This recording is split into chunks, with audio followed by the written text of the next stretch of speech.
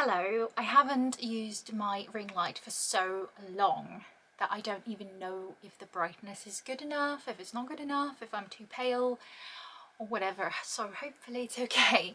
But I've got my A Box of Stories unboxing, as you would have seen from the title.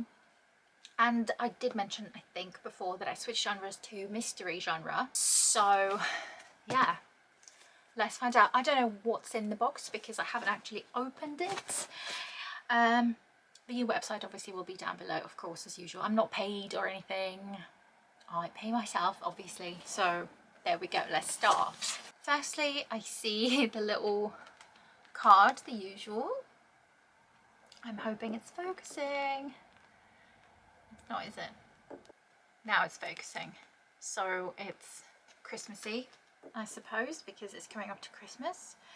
And I see 2 paperbacks and 2 hardbacks.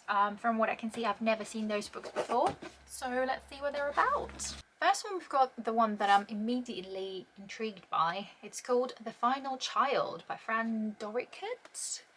So this is the cover. I definitely haven't ever seen before. He won't forget her. Don't know what that means. So let me read you the blurb. He won't forget her. Erin and her brother Alex were the last children abducted by the father, a serial killer who only ever took pairs of siblings. She escaped, but her brother was never seen again. Traumatized, Erin couldn't remember anything about her ordeal, and the father was never caught. 18 years later, Erin has done her best to put the past behind her, but then she meets Harriet. Harriet's young cousins were the father's first victims, and haunted by their deaths. She's writing a book about the disappearances and is desperate for an interview with the only survivor. At first, Erin wants nothing to do with her, but then she starts receiving sinister gifts. Her house is broken into, and she can't shake the feeling that she's being watched. After all these years, Erin believed that the father was gone, but now she begins to wonder if he was only waiting. Whoa! I am really intrigued by this one. I'm not gonna lie, I'm really excited about this one. So let me do my usual, read the first sentence and then tell you the average rating on Goodreads too. When was this book published? It was published in 2021, I believe. So, okay, it starts with like entries of different children who were abducted. Okay. And the first actual chapter is Everything Was Screaming. I'm not gonna lie, I'm really intrigued by this one. So intrigued. Let me find the average rating of Goodreads. It's not actually a bad rating for A Box of Stories. That sounds so horrible. But it's 3.73 out of 575 ratings. Let me just add it to my TBR at the same time. The majority of the people gave it 4 stars, 39%. Then it's 3 stars with 31%, and 5 stars, 21%. Low percentage of low ratings, which is great. I'm really looking forward to this one. This is really good start. I really kind of want to read it right now actually, but I won't. Anyway, next one is I don't know how to pronounce that. The Fervor by Alma Katsu. Never heard of this one either. Okay, as World War II rages, Meiko shares eerie childhood stories of yokai and malevolent demons with her daughter Aiko. These stories hold them together as they must confront the horror of being shipped to internment camp in the Midwest. Never mind that Aiko is American, that her father in the US Navy. They are Japanese.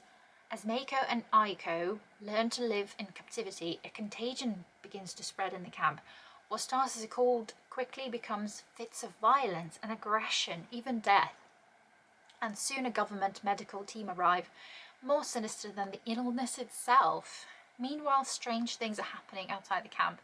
Wrecked weather balloons and tragic explosions draw Fran, a German expat journalist, and Archie, a widowed minister, into a world of conspiracy and creatures in the shadows. As the world tears itself apart, it falls to Mako, Fran and Archie to lay their country's demons to rest. Oh, this one says fiction / horror. This is supposed to be mystery. As far as I'm aware, I've subscribed to just mystery genre.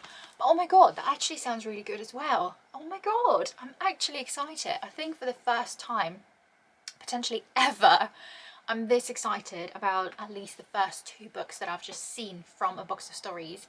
Oh my god, that's incredible. I am so looking forward to it. Let me read the first chapter, not the first chapter, the first sentence. And this book was published in 2022.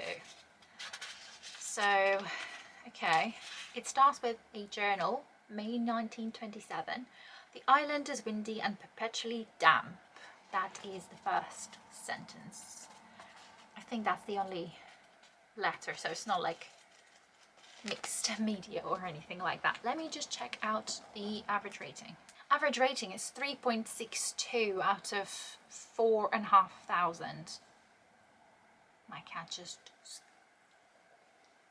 behind me. So majority of people gave it 4 stars, 41%. 33% gave it 3 stars. 15% gave it 5 stars.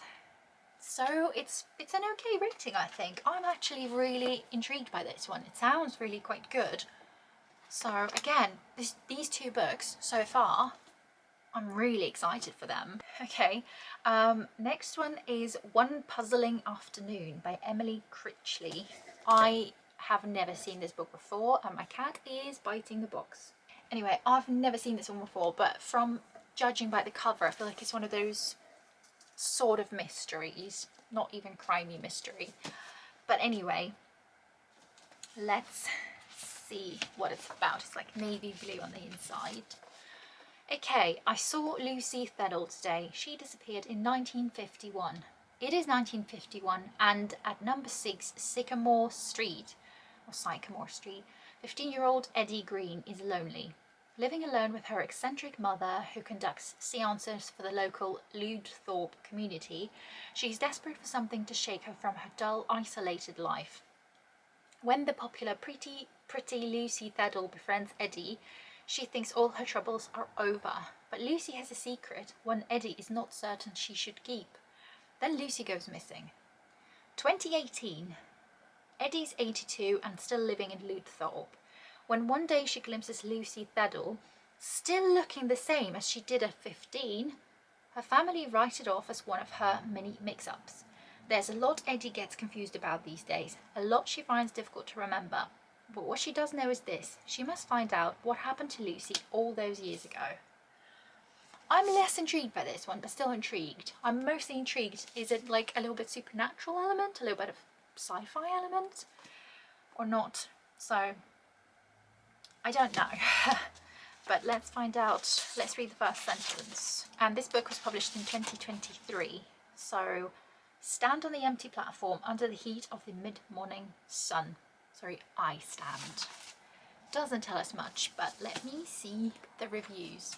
3.85, not a bad rating, out of nearly 6,000 ratings. So that's quite good. What did I just add it to? Yeah, that's right. My TBR. So 46% of the people gave it 4 stars, then 27% gave it 3, 21% gave it 5, 0% gave it 1 star. It's quite nice, quite good rating, I would have thought. So I'm intrigued by this one, but I'm hoping it will have that sort of element of, you know, going back in the past, or a little bit of supernatural element rather than just, you know, her not losing her mind, but her thinking she sees it but when it's not her. Next book, I feel like I have seen it before and I like the cover. So it's called The Expectant Detectives. Can You Solve the Mother of All Murders by Kat Ailes? I do really like the cover. I'm pretty sure I've heard of this before or seen it somewhere. And I'm hoping it's the first in the series. It's black on the inside. Let's see what it's about. For Alice and her partner Joey, moving to the sleepy Cotswold village of Penton, is a chance to embrace country life and prepare for the birth of their unexpected first child.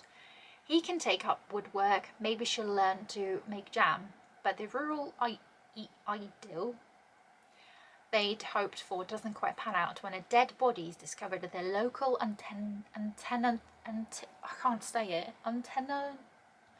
class, and they find themselves suspects in a murder investigation.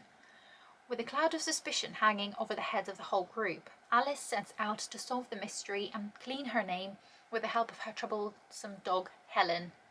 However, there are more secrets and tensions in the heart of Penton than first meets the eye. Between the discovery of a shady commune up in the woods, the unearthing of a mysterious death years earlier, and the near-tragic poisoning of Helen, Alice is soon in way of her head.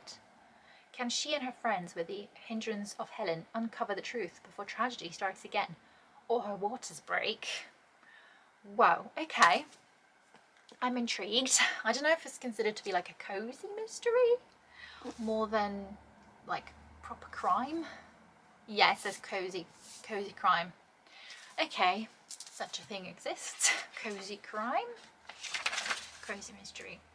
Anyway, so this book was published in 2023, and first sentence starts with, "For my boyfriend's 30th birthday, I thought I'd go all out and surprise him with a pregnancy." I'm liking the tone of this book so far from the beginning, so I'm intrigued. Not quite as much as the first two, but it does sound intriguing to me, and I'm looking forward to reading it. So, good reads. And the rating is 3.7, average rating. Wow, 45% of the people gave it 4 stars, and that's out of over 3,500 people. Then it goes 31% gave it 3 stars, 15% gave it 5, and 1% gave it 1 star. So it's not bad rating. Okay, in all honesty, this might be my favourite box from a box of stories I've ever had. I am genuinely really excited for all of these, especially the first two. These two I'm the most excited about. They sound absolutely amazing. Absolutely amazing. And this one I'm intrigued by as well, but I don't always love cozy mysteries. I feel like they're not quite enough for me. And I'm less intrigued about this one, but still curious. So, genuinely, this is the best box I think I've ever had. And Rudy just claimed the box.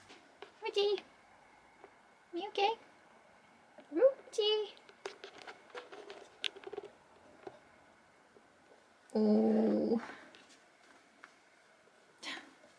You don't have to bite the cable, darling. You really don't have to bite the cable.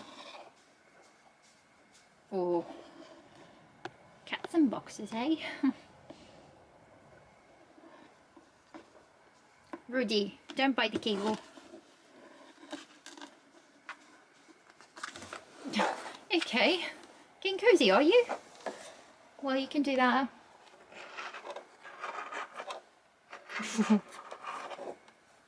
You cutie. Oh, purring.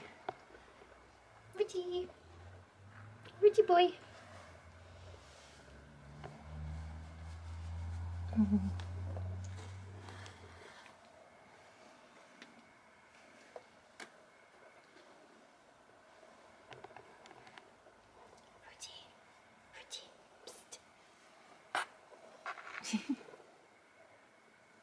You cozy? Are you comfy there? Anyway, that is that. I'm genuinely excited and that put me in a good mood. So yeah, I hope you enjoyed this video. If you did, please like and subscribe if you haven't already, and I will see you in the next video. Thank you for watching. Bye!